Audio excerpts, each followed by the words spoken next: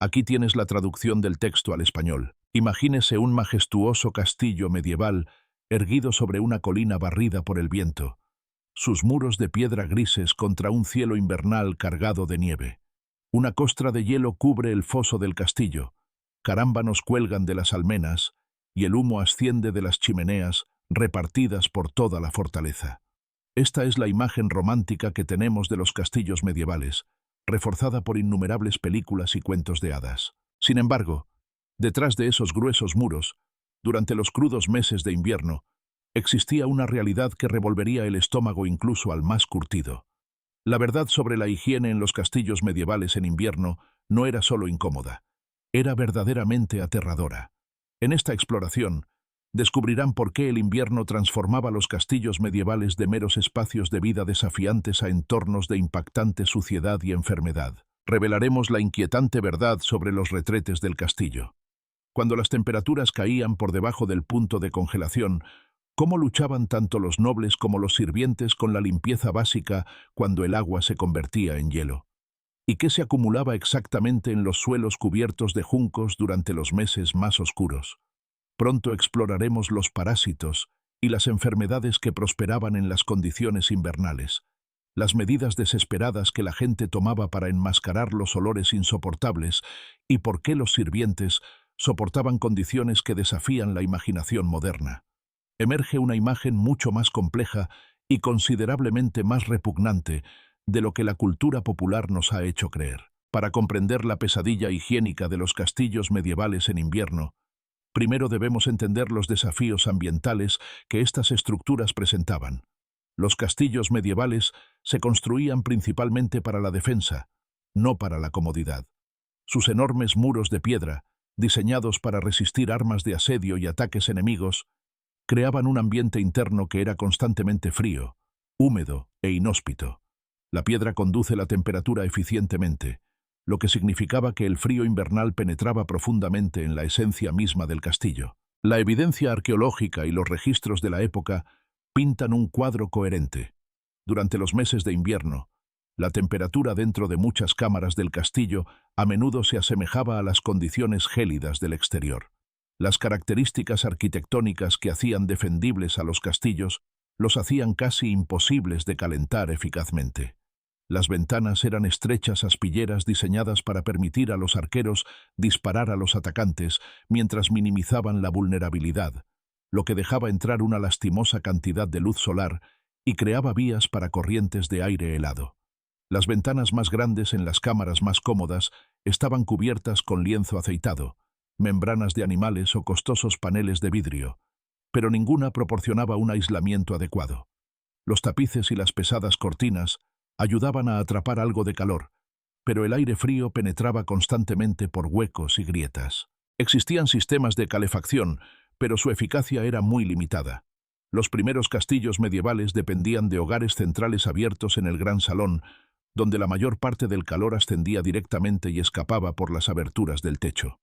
Los castillos posteriores incluyeron chimeneas de pared con conductos, una mejora significativa que dirigía el calor de manera más eficiente. En el castillo de Malbork, los ingenieros medievales desarrollaron sofisticados canales de calefacción donde los hornos calentaban piedras que luego irradiaban calor a través de aberturas en los pisos de las cámaras. Sin embargo, sistemas tan avanzados eran excepcionales. La mayoría de los castillos enviaban la mayor parte de su calor directamente por la chimenea, no a la habitación. Esto significaba que la calefacción era inherentemente localizada. El gran salón podía ser tolerable cerca del hogar, pero los rincones distantes permanecían helados. Las cámaras privadas con chimeneas eran más cálidas que las que no las tenían, creando una jerarquía de confort que reflejaba el estatus social. Las dependencias de los sirvientes generalmente carecían de chimeneas por completo. Por la noche, cuando los fuegos se reducían por razones de seguridad, las temperaturas en todo el castillo caían en picada. Las camas tenían pesados cortinajes no solo para la privacidad, sino también para atrapar el calor corporal y crear un microclima en su interior, mientras que el dormitorio mismo permanecía gélido. El suministro de agua presentaba otro desafío invernal que afectaba directamente la higiene. Los castillos obtenían agua de pozos, a menudo excavados a profundidades considerables, a veces cientos de metros. Construir estos pozos era inmensamente caro y llevaba mucho tiempo, a veces décadas. Los castillos construidos en colinas, donde los pozos resultaban imprácticos, dependían de cisternas para recoger agua de lluvia, con elaborados sistemas de canalones y conductos que dirigían la precipitación a depósitos subterráneos. Las heladas invernales afectaban el acceso al agua de varias maneras. Si bien los pozos excavados profundamente bajo tierra permanecían por debajo de la línea de congelación, donde el agua se mantenía líquida, subir el agua al aire gélido significaba que los cubos, poleas y sistemas de distribución podían congelarse.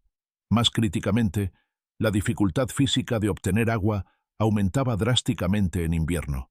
Los sirvientes encargados de acarrear agua enfrentaban patios congelados, piedras resbaladizas y un frío entumecedor.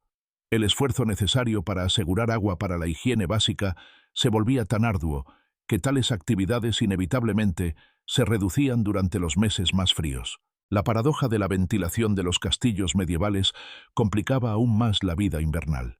Los castillos nunca estaban aislados de la manera en que lo están las casas modernas. Su construcción permitía que el aire pasara libremente a través de la estructura, lo que aseguraba una excelente ventilación natural, pero también los hacía estar llenos de corrientes de aire e imposibles de mantener calientes. El viento frío penetraba por las grietas alrededor de las puertas, por las chimeneas y por los huecos en las juntas de piedra. A pesar de los gruesos tapices y las pesadas cortinas, las corrientes persistían. La gente vivía en un movimiento constante de aire frío, vistiendo capa tras capa de ropa de lana, incluso en interiores. Estas duras condiciones invernales tenían profundos impactos sociales. El frío empujaba a la gente a juntarse, buscando calor colectivo. La privacidad se convirtió en un lujo que ni siquiera los ricos podían permitirse siempre, ya que mantener un fuego en una cámara privada requería un sirviente dedicado a cuidarlo. El resultado fue una vida comunitaria en su forma más hacinada, con docenas de personas compartiendo espacios diseñados más para la grandeza que para la comodidad. Este hacinamiento creaba las condiciones ideales para la transmisión de enfermedades, la propagación de parásitos y la concentración de los olores desagradables que caracterizaban la vida en un castillo medieval. De todos los desafíos higiénicos que el invierno planteaba a los habitantes de los castillos medievales, quizás ninguno era tan inmediatamente desagradable como el retrete del castillo, conocido por el elegante término francés garde-robe, guardarropa. La palabra deriva de guardar ropa, y existía una razón lógica para este extraño nombre. La gente descubrió que colgar la ropa cerca de las letrinas ayudaba a matar los parásitos. Los penetrantes vapores de amoníaco de los desechos humanos eran eficaces para destruir piojos y ácaros.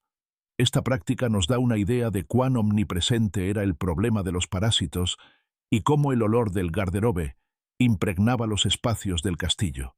Un garderobe típico consistía en una pequeña cámara incorporada al muro del castillo, a menudo sobresaliendo sobre ménsulas. El elemento crucial era una abertura en un asiento de piedra o madera, debajo de la cual había un conducto vertical que llevaba los desechos hacia un punto de recogida.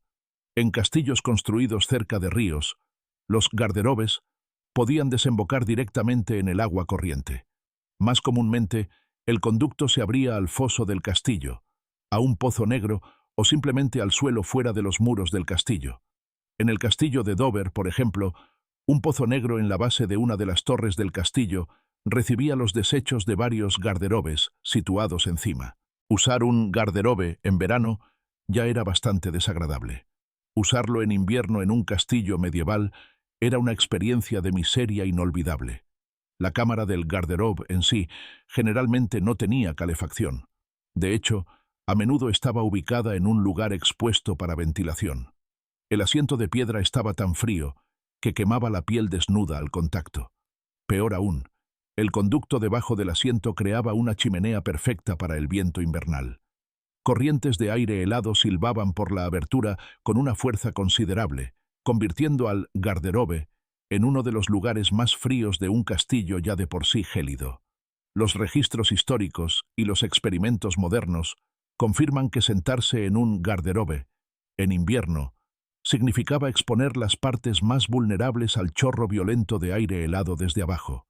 El viento no solo hacía la experiencia incómoda, la hacía verdaderamente dolorosa, y para los ancianos o enfermos, potencialmente peligrosa. La limpieza y el mantenimiento de los garderobes presentaban desafíos significativos que las condiciones invernales intensificaban. En los castillos mejor mantenidos, el conducto del retrete se limpiaba vertiendo cubos de agua desde arriba o desviando el agua residual de los fregaderos de la cocina. Sin embargo, en invierno, el agua para la limpieza se volvía escasa y preciosa. El trabajo necesario para acarrear agua aumentaba, y el agua misma podía congelarse antes de llegar al garderobe. Como resultado, la frecuencia de la limpieza disminuía durante los meses más fríos, permitiendo que los desechos se acumularan en los conductos y pozos negros de abajo. Esta acumulación creaba varios problemas. El hedor se intensificaba. Los desechos atraían alimañas, ratas, moscas y otras criaturas portadoras de enfermedades. Cuando los desechos se acumulaban en o cerca del foso del castillo, contaminaban las fuentes de agua. Las excavaciones arqueológicas de fosos de castillos medievales han revelado capas de desechos humanos, restos de animales y basura en perpetua descomposición. En invierno, cuando el foso podía congelarse parcialmente, los desechos quedaban atrapados en el hielo, solo para ser liberados en una ola de hedor particularmente repugnante durante el deshielo. Los orinales ofrecían una alternativa, especialmente durante las noches de invierno, cuando la idea de un viaje al distante y helado retrete era insoportable. Estos recipientes portátiles eran utilizados por todas las clases sociales. Después de su uso, los orinales debían vaciarse, una tarea que recaía en los sirvientes, a menudo el personal de más bajo nivel. El contenido se llevaba a un lugar designado para su eliminación. A veces, simplemente se arrojaba por las ventanas al patio o al foso. La advertencia medieval, «Gardez l'eau», cuidado con el agua, no era un aviso amistoso de lluvia, sino una advertencia de que alguien estaba a punto de vaciar desechos desde arriba. Esta práctica creaba condiciones peligrosas y sucias en los patios de los castillos. En invierno, el suelo congelado significaba que los desechos no se absorbían, sino que se acumulaban en montones helados y malolientes. La nieve fresca podía cubrir temporalmente estos depósitos, pero el deshielo los revelaba en toda su repugnante gloria. La eliminación de desechos de los pozos negros recaía en trabajadores especializados conocidos como limpiadores de pozos negros, también llamados hombres de la noche, porque trabajaban solo de noche. Nadie quería que los carros de excremento humano fueran transportados durante el día. Los limpiadores de pozos negros drenaban los desechos líquidos y sacaban con pala los desechos sólidos, llamados tierra de noche, que luego se vendía como fertilizante agrícola. Era un trabajo brutalmente desagradable en cualquier circunstancia, pero en invierno se volvía exponencialmente más difícil. Los desechos congelados tenían que romperse. El trabajo físico en temperaturas gélidas era agotador. Los garderobes y los pozos negros no eran solo inconvenientes o malolientes, eran un riesgo activo para la salud. La proximidad de los pozos negros a los pozos de agua significaba que la contaminación del agua subterránea era un riesgo constante. Los pozos de los castillos a veces estaban ubicados peligrosamente cerca de los sitios de recolección de desechos, lo que llevaba a que el agua potable contuviera bacterias fecales. Durante los asedios, los atacantes intentaban contaminar los suministros de agua del castillo, sabiendo que la disentería y el cólera harían su trabajo más eficazmente que las flechas o las máquinas de asedio. A diferencia del mito popular de que la gente medieval nunca se bañaba, la evidencia histórica muestra que el baño y la higiene personal se practicaban, valoraban y esperaban, al menos entre aquellos que tenían los medios. La realidad era más compleja y dependía de la estación, la clase social y los recursos disponibles. Sin embargo, el invierno presentaba obstáculos para la limpieza que eran difíciles de superar, incluso para la nobleza adinerada. Para el señor y la señora del castillo, bañarse era una empresa complicada que requería una cantidad significativa de trabajo de los sirvientes. Grandes tinas de madera servían como bañeras. El proceso de preparación de un baño comenzaba horas antes.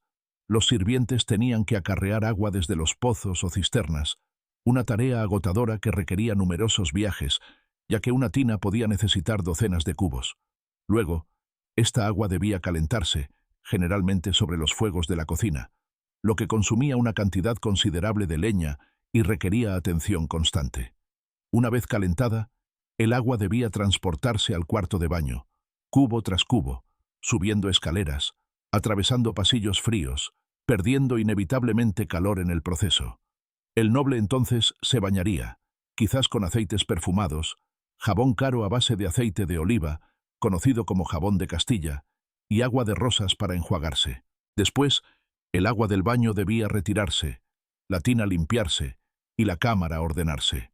Todo el proceso podía emplear a varios sirvientes durante medio día o más. En verano, este esfuerzo era considerable pero manejable. En invierno, se convertía en una verdadera prueba. Los acarreadores de agua trabajaban en condiciones gélidas. El agua calentada se enfriaba rápidamente durante el transporte por pasillos sin calefacción. El cuarto de baño, incluso con un fuego encendido, permanecía tan frío que salir de la tina significaba una incomodidad inmediata que hacía castañetear los dientes. Por estas razones, la frecuencia de los baños completos disminuía drásticamente durante los meses de invierno. Los nobles ricos podían bañarse semanalmente o cada pocos días durante los meses más cálidos, pero en pleno invierno, los baños completos se convertían en eventos ocasionales, quizás una vez cada pocas semanas, o se reservaban para ocasiones especiales. La práctica higiénica diaria que persistía durante todo el año era el lavado parcial, limpiar la cara, las axilas, las manos y el área genital. Esto se esperaba de todos, desde los nobles hasta los sirvientes, aunque la calidad y la temperatura del agua variaban mucho según el estatus social. Los señores y las damas se lavaban así al menos 2 veces al día, usando agua tibia traída por los sirvientes. Los manuales medievales de etiqueta enfatizaban la importancia de lavarse las manos antes y después de las comidas, lavarse la cara al despertar y mantener la limpieza en las partes íntimas. Para los sirvientes, el lavado parcial se realizaba con cualquier agua disponible, a menudo fría, sacada del pozo o la cisterna. En invierno, esto significaba romper el hielo en los lavabos, lavarse rápidamente con los dedos entumecidos y aceptar la incomodidad como inevitable. Se practicaba la limpieza dental usando varios métodos. Ramitas frescas de avellano servían como cepillos de dientes. El extremo se masticaba hasta que se volvía fibroso y luego se usaba para frotar los dientes. Las pastas limpiadoras se hacían triturando hierbas con agua, o usando sal marina, clavo molido, carbón vegetal triturado o cáscaras de huevo en polvo. El clavo era particularmente popular por su sabor agradable y sus propiedades antisépticas reales. El aceite de clavo se usa en odontología incluso hoy. Los enjuagues bucales consistían en mezclas de vinagre y vino, mientras que los ambientadores para el aliento incluían masticar hierbas como menta, canela o salvia. El lavado y cuidado del cabello dependían del estatus social. Las damas ricas podían tener sirvientes que les lavaran el cabello, un proceso laborioso que requería calentar agua, aplicar jabón, enjuagar abundantemente y secar junto al fuego. Entre lavados, los aceites perfumados evitaban que el cabello oliera mal. Peinarse era una práctica diaria, en parte por la apariencia y en parte para eliminar piojos y liendres, una batalla constante que ninguna clase social evitaba por completo. Por lo tanto, la realidad era que los habitantes de los castillos medievales se esforzaban por mantener la higiene personal según los estándares de su época. El invierno complicaba seriamente estos esfuerzos, haciendo que la limpieza a fondo fuera mucho más difícil de lograr. El resultado era una población que estaba más limpia de lo que sugieren los mitos, pero que, según los estándares modernos, estaba considerablemente menos limpia de lo que consideraríamos aceptable. El olor de los cuerpos sin lavar, algo enmascarado por los perfumes entre los ricos, habría sido una presencia constante en cualquier castillo invernal. Las prácticas de vestimenta medievales revelan mucho tanto sobre el ingenio como sobre las limitaciones de la higiene medieval durante los meses de invierno. Los desafíos de mantenerse caliente mientras se mantenía la limpieza crearon un sistema que era práctico dentro de sus limitaciones, pero que producía condiciones insoportables para una persona moderna. El principio básico de la vestimenta de invierno medieval era la superposición de capas, y el material preferido era la lana. La lana tenía propiedades notables. Proporcionaba aislamiento incluso cuando estaba húmeda. Era relativamente duradera y podía producirse localmente. Un conjunto típico de invierno consistía en varias túnicas de lana, llamadas cotes, usadas una sobre otra, entre los ricos a menudo con forro o ribete de piel.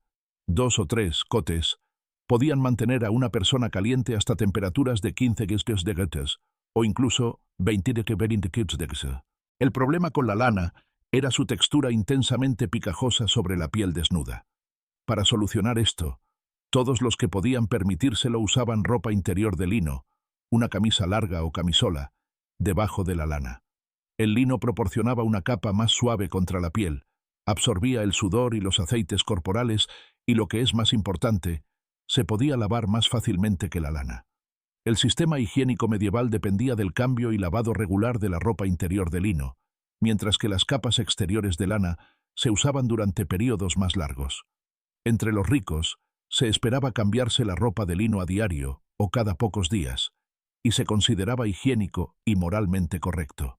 El problema era que lavar el lino, especialmente en invierno, era extremadamente laborioso. El proceso comenzaba hirviendo la ropa en agua para aflojar los aceites y la suciedad. Luego, la ropa se remojaba durante horas en lejía, una mezcla de ceniza blanca y orina, que contenía amoníaco que ayudaba a quitar manchas. Después de remojarla, la ropa se llevaba a un arroyo, se enjuagaba repetidamente, se golpeaba con paletas y se volvía a enjuagar. El secado presentaba sus propios desafíos. En clima cálido, la ropa podía extenderse sobre la hierba, donde el sol y el aire la secaban y blanqueaban. En invierno, la ropa mojada debía secarse en interiores, colgada en varas cerca del fuego. El resultado era que la colada se hacía en intervalos de varias semanas o meses, en lugar de semanalmente. Los hogares ricos con grandes suministros de lino podían rotar muchas prendas. Los sirvientes más pobres podían tener solo 2 o 3 camisas interiores de lino, lo que significaba que usaban las prendas varias veces entre lavados. Las prendas exteriores de lana se lavaban con mucha menos frecuencia, quizás unas pocas veces al año, o incluso menos. La lana era difícil de limpiar y podía dañarse con el lavado áspero. En su lugar, las prendas de lana se cepillaban, ventilaban y limpiaban localmente según fuera necesario. Durante las semanas y meses de uso, estas prendas absorbían sudor, aceites de la piel, manchas de comida, suciedad y diversos olores. Este sistema creaba las condiciones ideales para los parásitos, especialmente piojos y pulgas. Los piojos del cuerpo vivían en la ropa, especialmente en las cálidas costuras y pliegues. Los piojos de la cabeza infestaban el cabello y el cuero cabelludo. Las pulgas saltaban libremente entre humanos, animales, ropa de cama, juncos del suelo y ropa. Las capas invernales de ropa rara vez lavada proporcionaban el entorno perfecto para que estos parásitos prosperaran. Investigaciones recientes sobre la transmisión de la peste sugieren que los piojos del cuerpo y las pulgas humanas fueron probablemente más responsables de la propagación de la peste negra que las pulgas de las ratas, especialmente en invierno, cuando la gente usaba capas de ropa durante largos periodos y se acurrucaba junta para calentarse. El efecto acumulativo era un ambiente de olor corporal omnipresente. Incluso con el cambio regular de ropa de lino entre los ricos, las capas exteriores de ropa retenían olores. Para los sirvientes con menos opciones de ropa, el olor habría sido considerablemente más fuerte. En los espacios hacinados donde la gente se congregaba para el calor invernal, estos olores se concentraban. Solo podemos imaginar la atmósfera en un gran salón en una noche de invierno, con docenas de personas vestidas con capas de lana de una semana de antigüedad, reunidas alrededor del fuego. El aire pesado por el olor a lana sin lavar, humo de leña, comida cocida y cuerpos humanos. La gente medieval no era ajena a estos olores. El uso de perfumes, aceites perfumados, pomanders y sustancias aromáticas trataba en parte de oler bien, pero en la misma medida de enmascarar los olores desagradables. Los pomanders, bolas huecas llenas de sustancias aromáticas como almizcle, ámbar gris o algalia, se llevaban alrededor del cuello o sujetos a la ropa. Los guantes perfumados eran populares entre la nobleza. El agua de rosas se usaba abundantemente, con cuencos colocados en las mesas de comedor para lavarse y perfumarse las manos. El gran salón se situaba en el corazón físico y social de todo castillo medieval. Esta gran sala servía para múltiples funciones: comedor, espacio de recepción, sala de tribunal, lugar de entretenimiento y dormitorio para una gran parte de la población del castillo. Durante el invierno, el gran salón se volvía aún más central para la vida del castillo, ya que su hogar proporcionaba una de las pocas fuentes fiables de calor. En la Alta Edad Media, y durante gran parte del período medieval, el gran salón no era el dominio exclusivo de la familia noble del castillo. Más bien, era un espacio compartido donde personas de diferentes rangos se mezclaban mucho más de lo que nuestras expectativas modernas de privacidad considerarían normal. Después de la cena, cuando se retiraban las mesas, el salón se transformaba en un dormitorio. Sirvientes, hombres de armas, escuderos y cualquier otra persona que no fuera lo suficientemente importante como para merecer una cámara privada, se acostaban a dormir, buscando lugares lo más cerca posible del hogar. El suelo del gran salón generalmente estaba cubierto de juncos, hierbas secas esparcidas sobre el suelo de piedra o madera. Esta práctica servía para varios propósitos. Los juncos proporcionaban amortiguación bajo los pies, ofrecían un aislamiento mínimo contra el frío suelo y podían mezclarse con hierbas aromáticas para refrescar el aire. El problema era que estos juncos no se cambiaban con la frecuencia suficiente y se convertían en un depósito de una mezcla asombrosa de suciedad. Restos de comida caían entre los juncos. Huesos con trozos de carne se arrojaban a la cubierta del suelo. Se derramaban bebidas. La gente escupía en los juncos, una práctica común. Los perros, que corrían libremente por el salón, dejaban sus excrementos. En algunos casos, si los orinales no estaban fácilmente disponibles, también se podía añadir desecho humano a la mezcla. Los registros de la época describen el estado de estos juncos sin rodeos. Erasmo, el humanista del Renacimiento, escribió con disgusto sobre los suelos cubiertos de juncos, donde la capa inferior a veces permanece intacta durante 20 años, albergando esputos, vómitos, excrementos de perros y humanos, restos de cerveza, trozos de pescado y otras abominaciones que no son apropiadas mencionar. En los juncos se podían encontrar huesos, vómito, pulgas, piojos, ratas, excrementos de animales, comida en descomposición y diversos fluidos en estado de putrefacción. El hedor era parcialmente enmascarado por hierbas de olor dulce mezcladas con los juncos: lavanda, manzanilla, pétalos de rosa, mejorana, albahaca, menta, violetas, salvia e hinojo. La frecuencia con la que se cambiaban los juncos variaba según el castillo y la diligencia de quien administraba el hogar. En establecimientos bien llevados, los juncos podían cambiarse mensualmente. Más comúnmente, se renovaban estacionalmente. En castillos mal mantenidos, los juncos podían cambiarse solo una vez al año, añadiendo simplemente juncos frescos sobre los viejos. Las condiciones invernales hacían que la limpieza a fondo del suelo fuera particularmente difícil. Los animales añadían otra dimensión al ambiente invernal del gran salón. Los perros eran omnipresentes en los castillos medievales. Servían como compañeros de caza, guardianes, cazadores de alimañas e incluso proveedores de calor. A veces, perros y otros animales se traían deliberadamente adentro durante las noches de invierno más frías por el calor que generaban sus cuerpos. Los perros falderos y galgos podían dormir en las camas con sus dueños nobles, mientras que los perros de trabajo se acurrucaban en los juncos junto a los sirvientes. Se mantenían gatos para controlar ratones y ratas. Los productos de desecho de estos animales se mezclaban con todo lo demás en los juncos del suelo, y sus parásitos, especialmente las pulgas, se transferían fácilmente a los huéspedes humanos. Los arreglos para dormir en el gran salón reflejaban y reforzaban las jerarquías sociales, incluso mientras mostraban cómo el frío invernal obligaba a la gente a juntarse. Los mejores lugares para dormir, los más cercanos al fuego, correspondían a los sirvientes y cortesanos de más alto rango. Los individuos de menor estatus tenían que contentarse con esteras de paja o simplemente se acostaban directamente sobre los juncos, usando sus capas como mantas. La privacidad era esencialmente inexistente. Los sonidos de docenas de personas durmiendo en una habitación, ronquidos, tos, movimientos, levantarse para hacer sus necesidades, creaban un paisaje sonoro nocturno constante. El aire se espesaba con las exhalaciones de muchos durmientes, el humo de la leña del fuego reducido y el complejo buqué de olores de cuerpos sin lavar, juncos contaminados y la presencia de animales. El gran salón encarnaba la naturaleza comunitaria de la vida medieval de maneras que apenas podemos imaginar desde nuestra perspectiva moderna de dormitorios individuales y baños privados. El invierno intensificaba esta vida comunitaria, empujando a la gente a juntarse en busca de calor, pero también concentraba todos los olores, sonidos y experiencias sensoriales de la vida comunitaria en una proximidad inescapable. Conservar los alimentos durante los meses de invierno era un desafío que enfrentaba cada hogar medieval.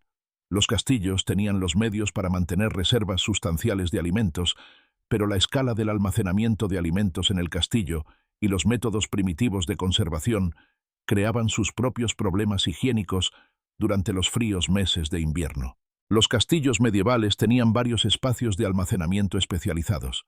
La despensa contenía productos secos, granos como trigo, cebada y centeno almacenados en barriles de madera, junto con harina, guisantes y frijoles secos, y pan duro.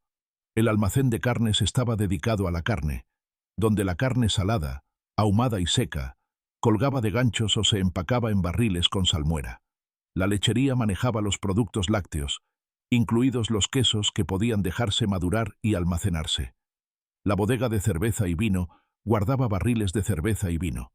Estos espacios de almacenamiento generalmente se ubicaban en sótanos o plantas bajas, donde los espacios sin ventanas ayudaban a preservar los suministros manteniendo temperaturas más frescas y constantes. La conservación invernal dependía de técnicas perfeccionadas durante siglos. El salado era quizás el método más importante para preservar carne y pescado. Los animales recién sacrificados se despiezaban y la carne se cubría abundantemente con sal o se sumergía en salmuera, lo que extraía la humedad y creaba un ambiente hostil para las bacterias. El ahumado añadía tanto conservantes como sabores distintivos, al tiempo que secaba aún más la carne. Estos métodos de conservación funcionaban, pero el producto resultante se parecía poco a la carne fresca. La carne salada se volvía extremadamente dura.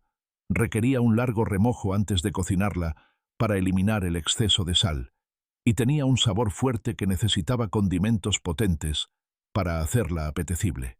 El pescado pasaba por un procesamiento similar.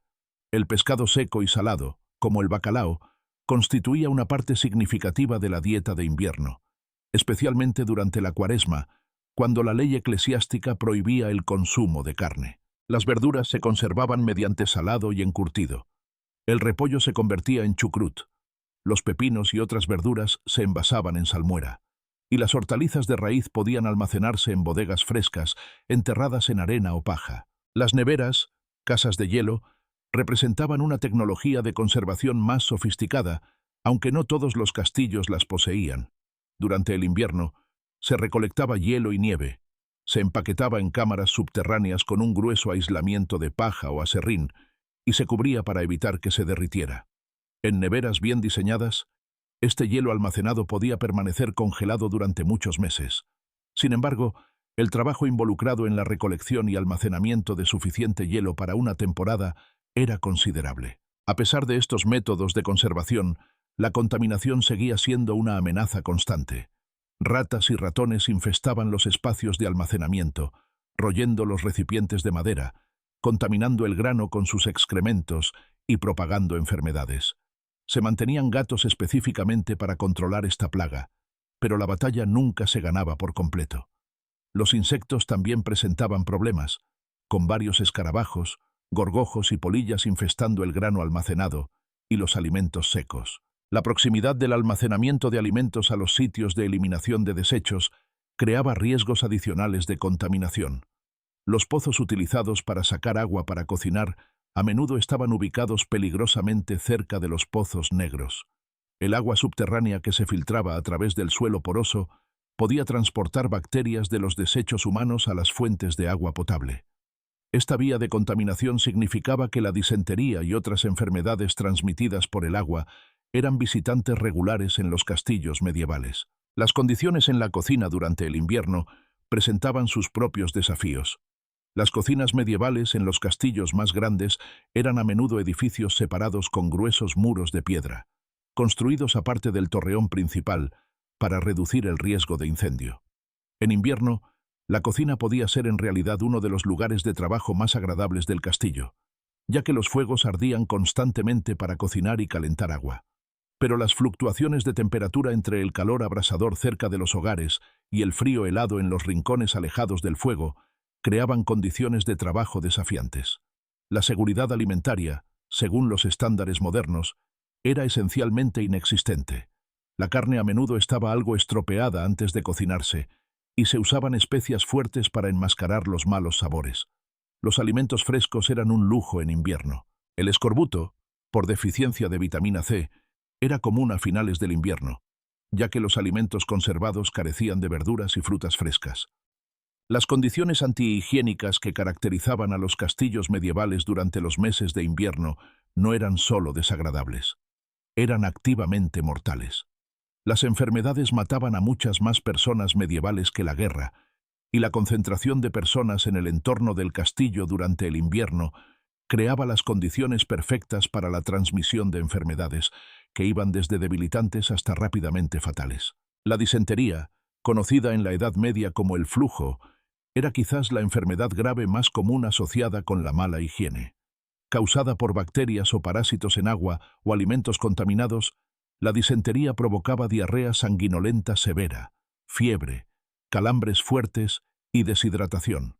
En una era anterior a la medicina moderna, la disentería podía matar en cuestión de días. La evidencia arqueológica proporciona confirmación directa. Muestras de 2 letrinas medievales excavadas en la ciudad cruzada de Acre dieron positivo para entamoeba histolítica y Giardia duodenalis, organismos que causan disentería. Estos parásitos se transmitían por la vía fecal-oral. Dada la proximidad de los pozos a los pozos negros, la práctica de vaciar orinales en los patios y los desafíos de lavarse las manos en invierno, dicha transmisión era casi inevitable. La disentería afectaba a todas las clases sociales. El rey Juan de Inglaterra murió de disentería en el castillo de Newark el 19 de octubre de 1216. Los ejércitos medievales sufrían terriblemente de disentería, que podía incapacitar a miles de soldados más eficazmente que cualquier acción enemiga. El cólera, otra enfermedad transmitida por el agua, causaba síntomas similares de diarrea severa y deshidratación, pero podía matar aún más rápido. Las epidemias de cólera se propagaban periódicamente por las ciudades medievales, transmitidas por fuentes de agua contaminadas. Los pozos y cisternas comunales de un castillo podían servir como vehículos perfectos para la transmisión del cólera. La fiebre tifoidea era otro visitante común, propagada por agua y alimentos contaminados.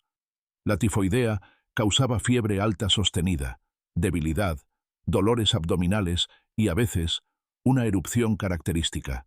La enfermedad era endémica en la Europa medieval, con brotes epidémicos periódicos. Quizás la más infame de todas las enfermedades medievales era la peste, que mató a millones durante la peste negra en el siglo XIV y continuó regresando durante siglos.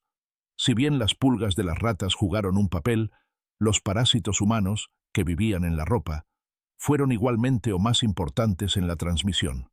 En las condiciones invernales, cuando las personas usaban más capas de ropa que rara vez se lavaban y se hacinaban en interiores para calentarse, estos parásitos tenían las condiciones ideales para propagar la enfermedad. La peste bubónica se propagaba en verano y otoño, cuando las pulgas eran abundantes, pero podía persistir durante el invierno en la ropa y la ropa de cama donde prosperaban los piojos y las pulgas humanas. Esto nos lleva a la presencia omnipresente de parásitos en la vida medieval. Los piojos del cuerpo vivían en las costuras y pliegues de la ropa, alimentándose de sangre humana varias veces al día. Los piojos de la cabeza infestaban el cuero cabelludo y el cabello. Las pulgas saltaban libremente entre humanos, animales, ropa de cama, juncos del suelo y ropa. Todos estos parásitos picaban y todos podían transmitir enfermedades. Sus poblaciones explotaban en las condiciones hacinadas y sucias de los castillos invernales. Los parásitos intestinales eran igualmente comunes. Las lombrices intestinales, las tenias y varios otros gusanos intestinales infectaban a la mayoría de las personas medievales en algún momento de sus vidas, transmitidos a través de alimentos y agua contaminados o por una mala higiene de las manos. El análisis de las letrinas medievales ha revelado huevos de varias especies de parásitos intestinales, lo que confirma su prevalencia. Las ratas y los ratones eran compañeros constantes en los castillos medievales, viviendo en las paredes, suelos y áreas de almacenamiento. Si bien investigaciones recientes sugieren que los humanos y sus parásitos pueden haber sido más importantes que las ratas en la transmisión de la peste, los roedores aún representaban riesgos significativos para la salud. Contaminaban los suministros de alimentos con sus excrementos y orina, y portaban su propio conjunto de parásitos y enfermedades. La comprensión medieval de la enfermedad difería fundamentalmente de nuestra teoría moderna de los gérmenes. La mayoría de las autoridades médicas explicaban la enfermedad a través de la teoría de los humores, un desequilibrio en los fluidos corporales. Se creía que la enfermedad era el resultado de miasmas, mal aire, o olores fétidos, en lugar de organismos microscópicos. Esto significaba que, aunque la gente medieval reconocía que la suciedad y la enfermedad estaban conectadas, no entendían los mecanismos de transmisión. El tratamiento era en gran medida ineficaz, según los estándares modernos. La sangría se recomendaba para numerosas afecciones, debilitando a pacientes ya enfermos. Algunos remedios herbales tenían un valor terapéutico real, pero muchos tratamientos no hacían nada o dañaban activamente a los pacientes. La cirugía se realizaba sin anestesia ni técnicas antisépticas, lo que a menudo provocaba infecciones mortales. El efecto acumulativo de la mala higiene, el agua contaminada, la nutrición deficiente durante los meses de invierno y la convivencia cercana creaba un ambiente de enfermedad que era brutalmente duro. La esperanza de vida era corta. Las personas medievales que sobrevivían a la infancia podían esperar vivir hasta los 40 o 50 años, y muchos morían más jóvenes. La enfermedad era una presencia constante, y las condiciones invernales en los castillos hacinados creaban las circunstancias ideales para la propagación de muchas de las enfermedades más peligrosas. Mientras que los nobles ciertamente soportaban dificultades durante los inviernos medievales, la experiencia de los sirvientes era exponencialmente peor. Los sirvientes realizaban todo el trabajo que hacía posible la vida en el castillo, y durante el invierno sus condiciones de trabajo y de vida alcanzaban niveles de dificultad que la gente moderna apenas puede imaginar. En la parte inferior de la jerarquía del castillo estaban los trabajadores como los limpiadores de pozos negros, que enfrentaban quizás el trabajo más repugnante de la sociedad medieval. Los limpiadores de pozos negros eran responsables de limpiar los pozos negros y eliminar los desechos humanos acumulados de los garderobes del castillo. Este trabajo se limitaba a las horas nocturnas, comenzaban alrededor de las 9 p.m. y trabajaban hasta las 5 a.m. El trabajo físico era agotador, el hedor abrumador y los riesgos para la salud considerables. En invierno, los desechos a menudo estaban parcialmente congelados, lo que requería que los rompieran con herramientas antes de poder sacarlos con pala. Como compensación, los limpiadores de pozos negros recibían salarios aproximadamente 3 veces mayores que los de los trabajadores no calificados comunes. Los lavaplatos y ayudantes de cocina ocupaban posiciones casi tan bajas en la jerarquía. Trabajaban en las cocinas, lavando platos, acarreando agua, fregando suelos y realizando tareas de cocina menores. En invierno, los lavaplatos acarreaban agua de pozos o cisternas en condiciones gélidas. Sus manos se agrietaban por el frío y la humedad. Pasaban largas horas en cocinas que alternaban entre el calor abrasador cerca de los fuegos y el frío helado en los rincones alejados del hogar. Los acarreadores de agua proporcionaban un servicio esencial en todo el castillo, pero el invierno hacía su trabajo particularmente castigador. Cada gota de agua utilizada en el castillo tenía que ser sacada de los pozos o cisternas, cubo pesado tras cubo pesado. En invierno, los patios helados se volvían traicioneros. La cuerda congelada en las poleas de los pozos desgarraba las manos. El agua se derramaba de los cubos y se congelaba instantáneamente en la ropa. Los chambelanes y doncellas, que servían en las cámaras privadas de la familia noble, tenían un estatus más alto que los lavaplatos, pero aún soportaban condiciones difíciles. En invierno, estos sirvientes se levantaban antes del amanecer para encender fuegos en habitaciones frías, trabajando con dedos entumecidos para sacar llamas de las astillas. manipulaban orinales sucios, llevando su contenido por pasillos helados a los lugares de eliminación. Las lavanderas enfrentaban un trabajo que era brutalmente pesado en cualquier circunstancia, pero que en invierno se volvía aún más difícil. Lavar requería calentar grandes cantidades de agua, remojar la ropa en lejía áspera que quemaba las manos, frotar vigorosamente las prendas y enjuagarlas repetidamente en agua fría. En invierno, las partes al aire libre de este trabajo, especialmente el enjuague en arroyos y el secado de las prendas, se convertían en una prueba de resistencia a las temperaturas gélidas. Las manos de las lavanderas estaban constantemente rojas, agrietadas y dañadas. Los arreglos para dormir de los sirvientes reflejaban su bajo estatus y hacían las noches de invierno particularmente miserables. Mientras que el señor y la señora dormían en cámaras con cortinajes en las camas y quizás sus propias chimeneas, la mayoría de los sirvientes se acostaban donde quiera que hubiera espacio. Los más afortunados dormían en el gran salón, cerca del hogar, sobre delgados colchones de paja. Otros podían ser relegados a espacios sobre las cocinas o establos, donde el calor residual de abajo proporcionaba un calor marginal, o a áticos bajo el techo, donde el viento silbaba por las rendijas. La ropa y el acceso a la higiene de los sirvientes estaban muy por debajo de los de sus empleadores nobles. Un sirviente típico podía tener 2 conjuntos de ropa, uno para usar mientras el otro se lavaba y reparaba, aunque el lavado podía ocurrir solo raramente. Para los sirvientes no había jabones finos, ni aceites perfumados, ni agua de rosas.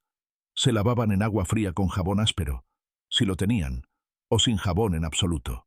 Bañarse en invierno era esencialmente imposible para la mayoría de los sirvientes. La atención médica para los sirvientes enfermos o heridos era mínima.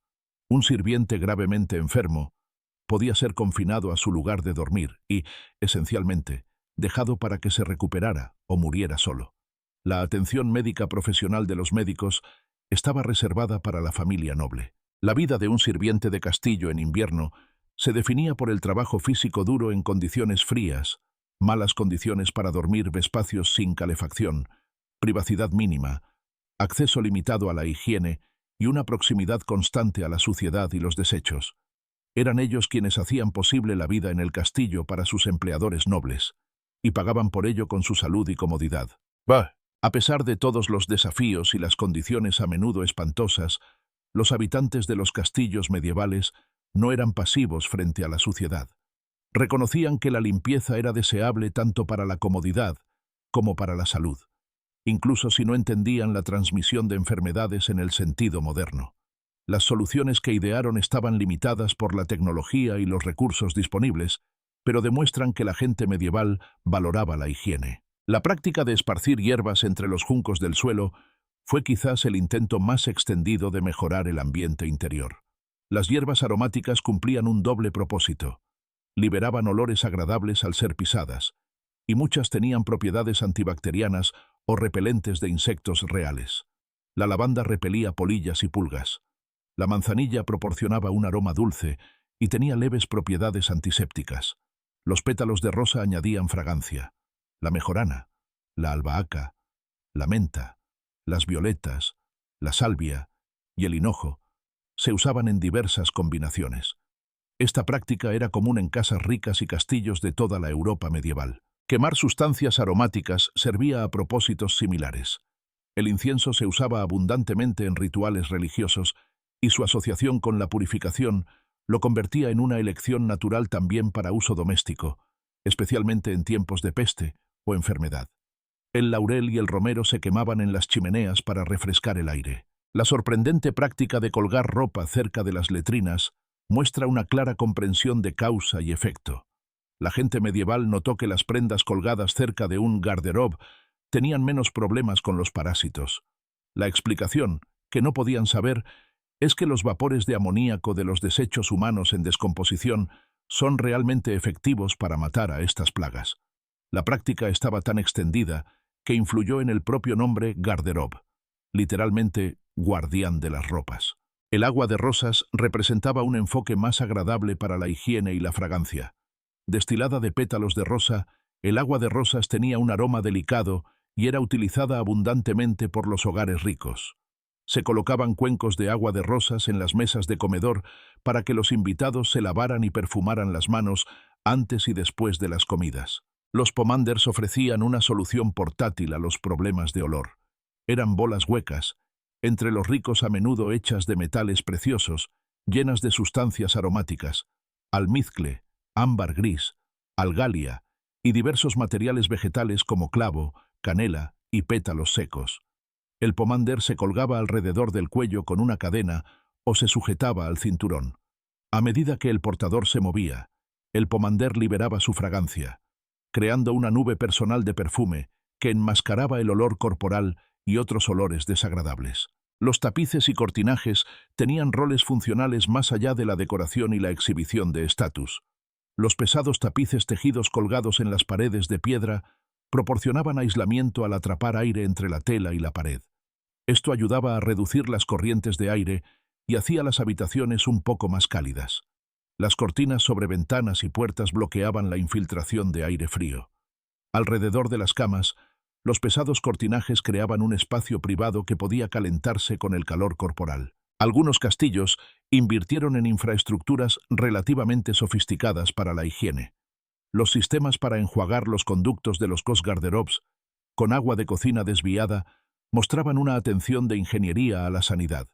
Los pozos con cubiertas protectoras y acceso controlado reducían el riesgo de contaminación. La existencia de sirvientes especializados, como las lavanderas, indicaba que la ropa limpia se valoraba lo suficiente como para dedicarle trabajo. Lo que emerge al examinar estos diversos intentos de limpieza es una imagen más compleja que la simple suciedad. La gente medieval era consciente de que la suciedad, el olor y los parásitos eran problemas. Desarrollaron soluciones utilizando los materiales y el conocimiento que tenían disponibles. Estas soluciones eran inadecuadas según los estándares modernos. Ninguna cantidad de lavanda esparcida podía reemplazar la limpieza regular del suelo. Ningún pomander podía sustituir una ducha diaria. Pero representaban esfuerzos reales para mejorar las condiciones de vida y mantener la salud dentro de las limitaciones de la tecnología y la comprensión medievales. El castillo medieval en invierno era incómodo, a menudo antihigiénico y a veces peligroso para la salud. Pero no era porque a la gente no le importara la limpieza. Era porque carecían de las herramientas, el conocimiento y los recursos para alcanzar los estándares de higiene que hoy damos por sentados. La realidad de la higiene en los castillos medievales durante los meses de invierno era mucho peor de lo que la mayoría de la gente imagina. La combinación de limitaciones arquitectónicas, desafíos climáticos, restricciones tecnológicas y la pura densidad de población creaba condiciones que, desde nuestra perspectiva moderna, parecen casi insoportables. Muros de piedra que no se podían calentar adecuadamente, retretes que exponían a los usuarios a vientos helados mientras los desechos se acumulaban en conductos y pozos negros abajo. El baño, que se convirtió en una prueba ocasional en lugar de una rutina diaria. Múltiples capas de ropa, raramente lavadas, que albergaban poblaciones de piojos y pulgas, juncos en el suelo que acumulaban meses de restos de comida, excrementos de animales y desechos humanos, pozos de agua ubicados peligrosamente cerca de pozos negros, contaminando el agua potable con bacterias fecales, enfermedades como la disentería, el cólera y la peste, que mataban con una eficiencia aterradora. Y debajo de todo, el frío constante, que hacía cada aspecto de la higiene más difícil y empujaba a la gente a juntarse en espacios hacinados que concentraban todos estos problemas. Sin embargo, la gente medieval sobrevivió e incluso prosperó dentro de estas limitaciones. Criaron familias, construyeron estructuras magníficas, crearon arte y literatura que nos conmueven hasta el día de hoy, y sentaron las bases de la civilización europea moderna. Su resiliencia fue notable.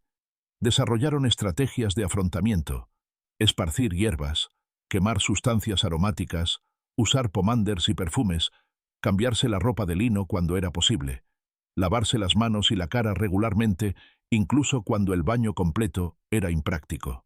Las estrictas jerarquías que parecen opresivas a los ojos modernos servían, en parte, para organizar el trabajo y distribuir los recursos de maneras que mantenían a las comunidades funcionales, incluso a través de los peores desafíos invernales. Cuando miramos hacia atrás desde nuestra perspectiva moderna, con nuestras casas con calefacción, agua corriente fría y caliente, inodoros con cisterna, duchas diarias, lavadoras, antibióticos y nuestra comprensión de la teoría de los gérmenes, el castillo medieval en invierno parece una visión de pesadilla. Damos por sentadas comodidades que a la gente medieval les habrían parecido un lujo mágico. La capacidad de abrir un grifo y obtener instantáneamente agua limpia y caliente. El calor que fluye de las rejillas de ventilación y los radiadores al toque de un termostato. Inodoros que eliminan los desechos sin esfuerzo, ni exposición al frío y al hedor. Lavadoras que limpian la ropa en una hora, usando agua que nunca tenemos que acarrear o calentar nosotros mismos. Atención médica que puede curar infecciones bacterianas con píldoras y prevenir enfermedades con vacunas. Cada una de estas comodidades modernas resuelve un problema que hacía la vida invernal medieval tan difícil. El hecho de que podamos vivir cómodamente durante el invierno, mantener altos estándares de limpieza con un esfuerzo mínimo y rara vez enfermarnos de enfermedades transmitidas por el agua, representa la acumulación de siglos de desarrollo tecnológico, descubrimiento científico e inversión en infraestructura. La gente medieval comenzó ese viaje. Sus pozos y cisternas evolucionaron hacia los sistemas modernos de agua, sus conductos de garderobe hacia la infraestructura de alcantarillado, sus observaciones empíricas sobre la limpieza y la salud, hacia la teoría de los gérmenes y la medicina moderna. Comprender la higiene medieval también nos da perspectiva sobre la desigualdad global moderna. Mientras nosotros en el mundo desarrollado disfrutamos de una limpieza y comodidad sin precedentes, miles de millones de personas en todo el mundo todavía enfrentan desafíos que serían familiares para los habitantes de los castillos medievales. Falta de agua limpia, saneamiento inadecuado, enfermedades propagadas por agua contaminada y mala higiene, calefacción insuficiente en invierno. Los problemas que hacían tan desagradables a los castillos medievales no se han resuelto universalmente, solo se han resuelto para algunos. La repugnante verdad sobre la higiene en los castillos medievales en invierno es que era realmente peor de lo que la mayoría de la gente piensa, más incómoda, más antihigiénica, más peligrosa para la salud de lo que sugieren nuestras representaciones culturales populares saneadas. Pero también era más compleja, con gente que realmente se esforzaba por la limpieza dentro de sus limitaciones. No eran ignorantes o indiferentes, estaban limitados por la tecnología y el conocimiento de su época. Hacían lo mejor que podían con lo que tenían. Y su mejor esfuerzo, aunque deficiente para nuestros estándares, representó la base sobre la cual se construyen nuestras propias vidas cómodas. Cuando abrimos la ducha caliente en una mañana fría de invierno, podríamos dedicar un pensamiento a nuestros antepasados, que enfrentaron los desafíos del invierno con muchos menos recursos, y apreciar el largo camino de progreso que lleva desde el helado garderobe hasta el baño con calefacción.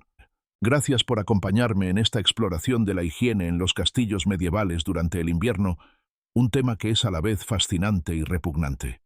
Si encontraste este examen de las realidades históricas tan absorbente como espero, te agradecería que le dieras me gusta a este video y lo compartieras con cualquiera que aprecie mirar más allá de los mitos románticos para descubrir cómo era realmente la vida en el pasado. Suscribirte al canal te traerá más inmersiones profundas en las verdaderas y sin adornos verdades de la historia. Deja un comentario y comparte qué aspecto de la vida en un castillo medieval te impactó más, o sugiere otros temas históricos que te gustaría ver explorados con la misma dedicación a revelar las realidades incómodas. Hasta la próxima. Disfruta de tu plomería moderna y recuerda la suerte que tenemos de vivir en una época en la que la limpieza es alcanzable y no un sueño imposible.